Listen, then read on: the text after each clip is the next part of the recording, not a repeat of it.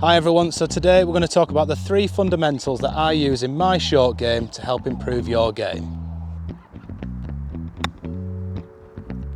So number 1, a drill that I've used quite often in a few videos before is the pigeon stance, and that is basically weight on the left side, knees together, right foot back.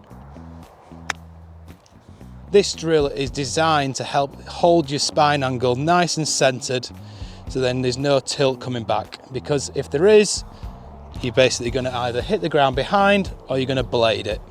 Now this is a great place to start for anyone who's looking to learn how to strike their chips better by having control of the low point.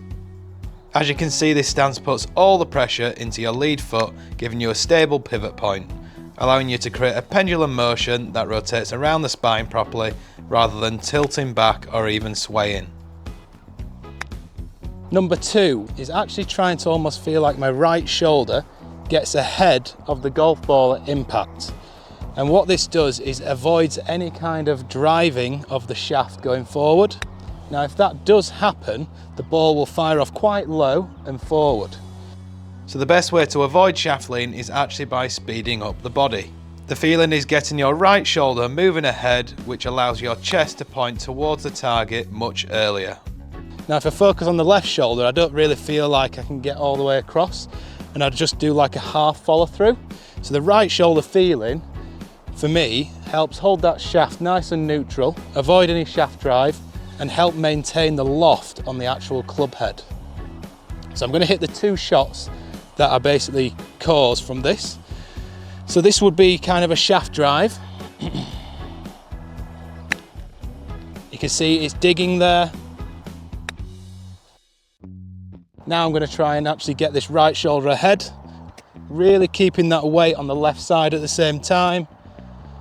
And once you get good at this drill, some of you might find it useful doing it one-handed, as it will make you speed up the body rotation even more. The idea is to keep the shaft neutral at address and use plenty of body rotation, and you're going to try and maintain that neutral shaft position through impact. And you'll notice straight away it's looking a lot softer, almost as if the golf ball is actually floating up there. Very, very soft. You'll almost be able to hear this kind of like clicking sound instead. Usually it was a bit of a thud.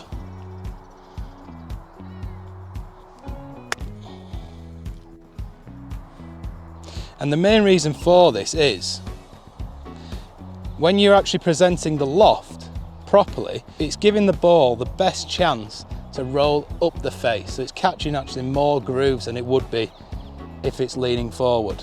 If it is lent like this, it'll hit 3 grooves up and almost fire really fast off the face.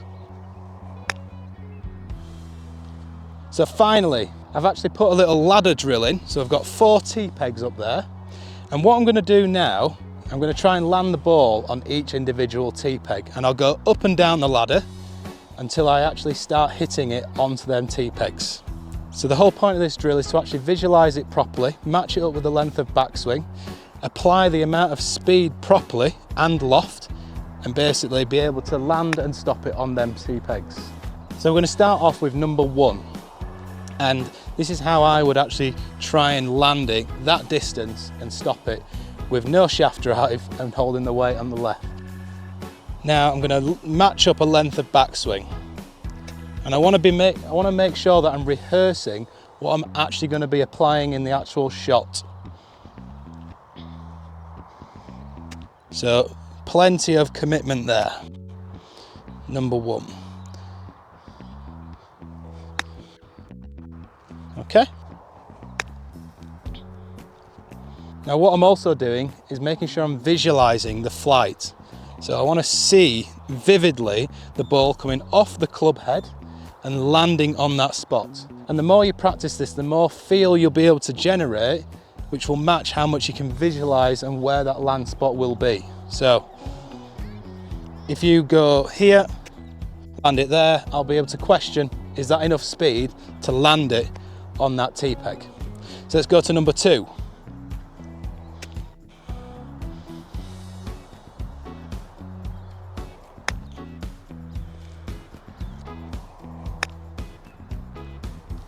Pretty good.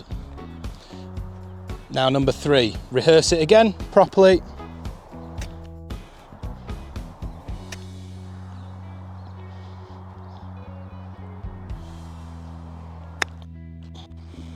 Oh, bit of shaft drive there.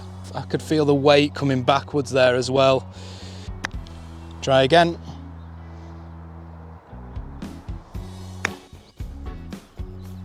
Pretty good. Number 4, last one. Rehearse, now hit.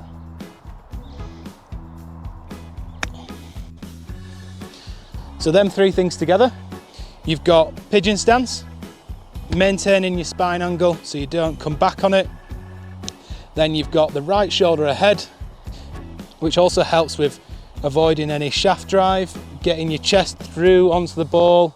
And number 3 is actually visualizing where you want to land the ball, rehearse it properly, and then actually land it on that spot.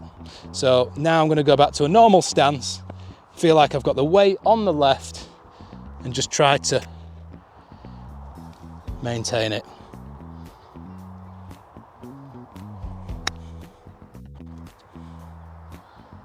So those are my 3 big tips that I use every day. You can set this up before a round of golf, 4 tees in front of you, try and rehearse having the weight on the left side and also trying to get that right shoulder ahead at impact, and you should have a lot more success with striking your chip shots.